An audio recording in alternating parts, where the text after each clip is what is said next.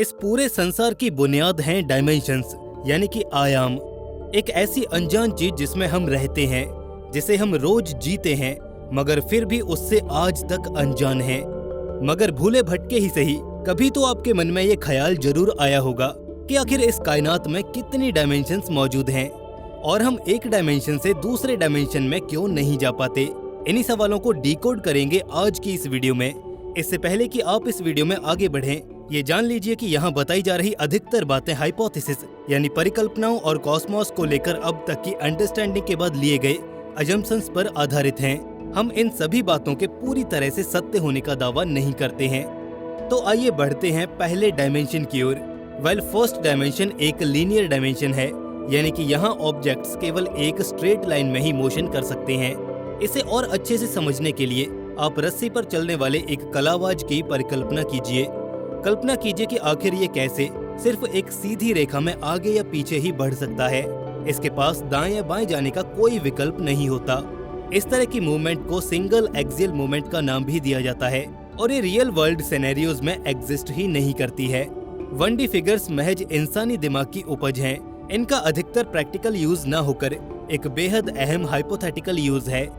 तो आइए अब बढ़ते हैं आयामों की दूसरी कड़ी, सेकंड डायमेंशन की ओर।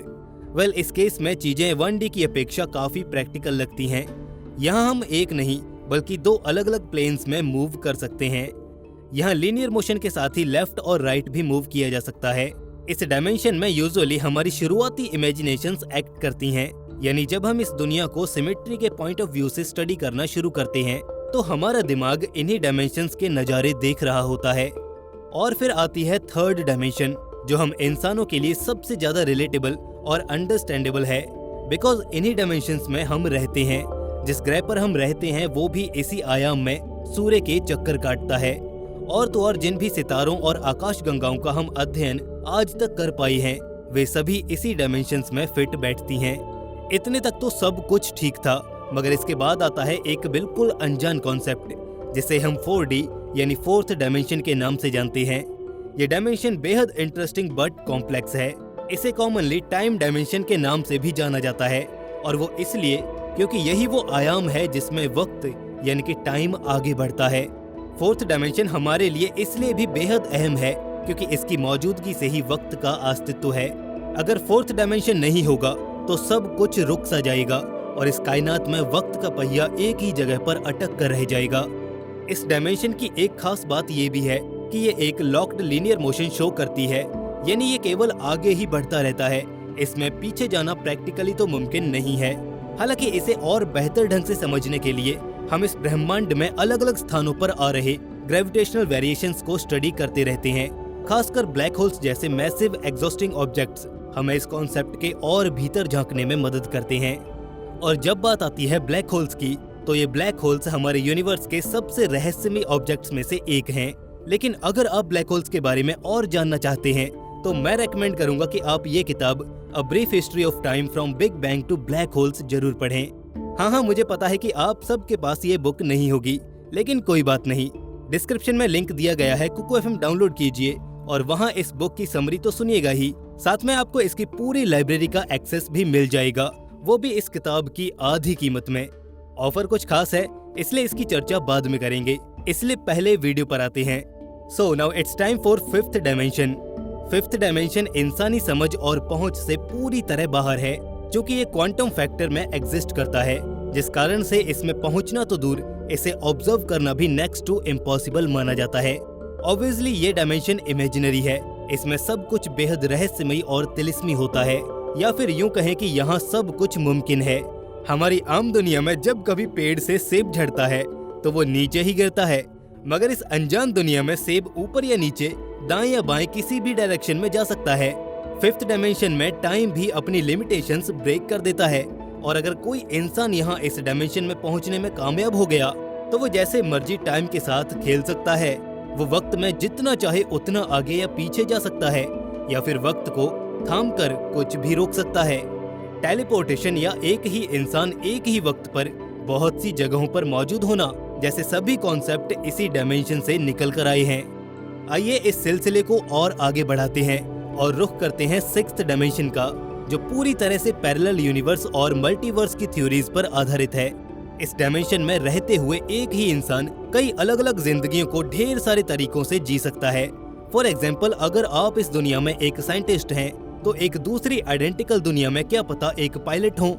अगर आप किसी दुनिया में अपने घर तक जाने के लिए स्ट्रीट ए चुनते हैं, तो न जाने किसी और दुनिया में आप अपने घर स्ट्रीट बी से जा रहे हों। यहाँ आते आते बातें काफी कॉम्प्लेक्स और सर चकरा देने वाली बन जाती हैं। मगर यहाँ एक मजे की बात ये सामने आती है कि इन सभी केसेस में जितने भी यूनिवर्सेस मौजूद होंगे, उनका स्टार्टिंग पॉइंट एक ही होगा, और वो है बिग बैंग। इन सभी कंडीशंस में कोई कॉन्ट्रडिक्शन शो नहीं होगा। जैसा हर एक सेपरेट यूनिवर्स में आप एक्ट करेंगे, वैसे ही रिजल्ट्स आपको देखने को मिलेंगे।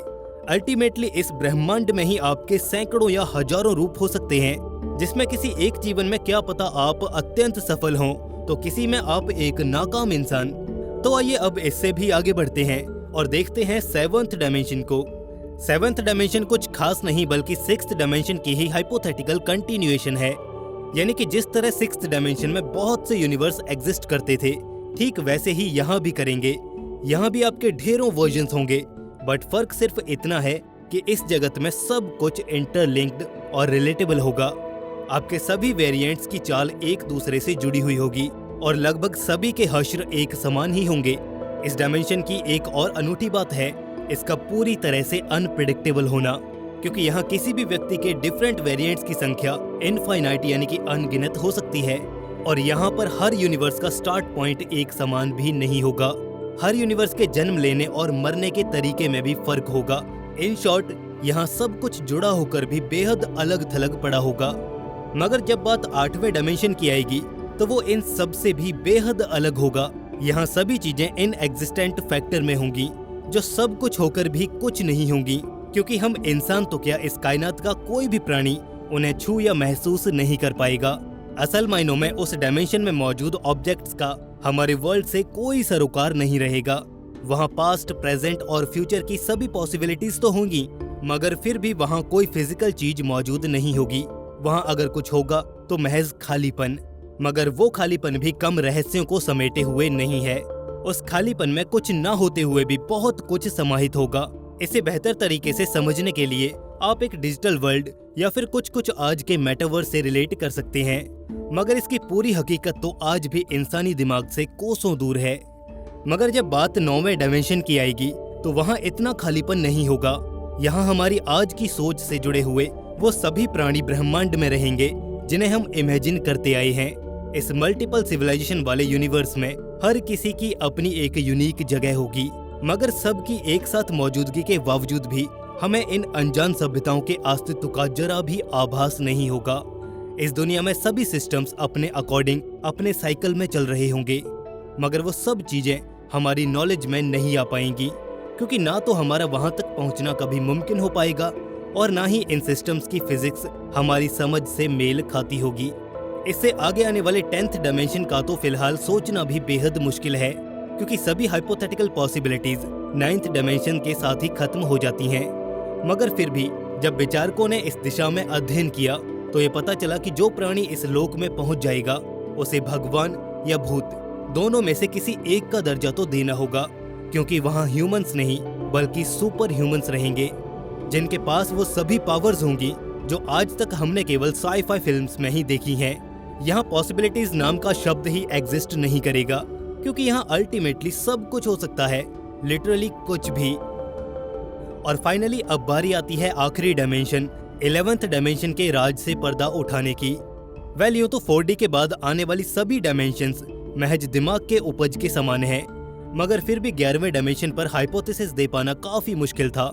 मगर फिर भी हमें मिली जानकारी के अनुसार 11th डायमेंशन वाले यूनिवर्स में वो सभी चीजें पॉसिबल हैं जो आप सोच सकते हैं, या फिर नहीं भी। वहाँ आप चाहे तो सुपरमैन बनकर ऊंची ऊंची इमारतों से छलांग लगा सकते हैं, चाहे तो डोरेमोन की कभी न भरने वाली पॉकेट ला सकते हैं, या फिर बाहुबली की तरह सुपर नेचुरल पावर्स के साथ हजारों किलो के शिवलिंग को भी उठा सकते हैं। यही कारण है कि इसी थ्योरी को ह्यूमन इमेजिनेशन का एंड करार दिया गया है, और यहीं एक्चुअल डायमेंशंस का असर खत्म होता है। यहाँ डायमेंशंस तो खत्म हो गई, लेकिन अभी बाकी है कुको FM का वो ऑफर जो आपको जरूर लेना चाहिए। इंडिया के इस लीडिंग ऑडियो प्लेटफॉर्म पर आपको अपनी रीजनल लैंग्वेज में बुक समरीज मिल जाएंगी, जिन्हें जब आपका मन करे तब आप सुन सकते हैं। और अब बात करते हैं उस ऑफर की। कुकू एफएम को डाउनलोड कीजिए डिस्क्रिप्शन में दिए गए लिंक से और साइन अप करते हुए यूज कीजिए कूपन कोड DL50 और पहले 250 यूजर्स को मिलेगा पूरे 50% का ऑफ, यानी डेली के लगभग और सिर्फ 50 पैसे में आपको मिलेगा दुनिया भर की बुक समरीज का एक्सेस। तो अभी डाउनलोड कीजिए कुकू एफएम और सुनिए जो आपका दिल चाहे। तो दोस्तों, क्या आपको भी लगता है कि इस दुनिया में इतने सारे डायमेंशंस एग्जिस्ट करते हैं? क्या वो सभी चीजें मुमकिन हैं जो आज हमने जानी? अपने जहन के ख्यालों को कमेंट सेक्शन में बताना बिल्कुल भी न भूलें। बाकी दोस्तों, अगर आपको आज की ये वीडियो अच्छी लगी तो इसे लाइक और दोस्तों में शेयर करना बिल्कुल भी न भूलें। साथ ही अगर डॉक्यूमेंट्री लाइब्रेरी पर नए हैं तो इसे सब्सक्राइब करके बेल नोटिफिकेशन को इनेबल जरूर कर लें, ताकि एस्ट्रोनॉमी और स्पेस साइंस की वीडियोस आप पा सकें सबसे पहले। दोस्तों, मिलते हैं ऐसे एक नए इन्फॉर्मेटिव वीडियो के साथ। तब तक के लिए स्टे क्यूरियस, बी हैप्पी, नमस्कार।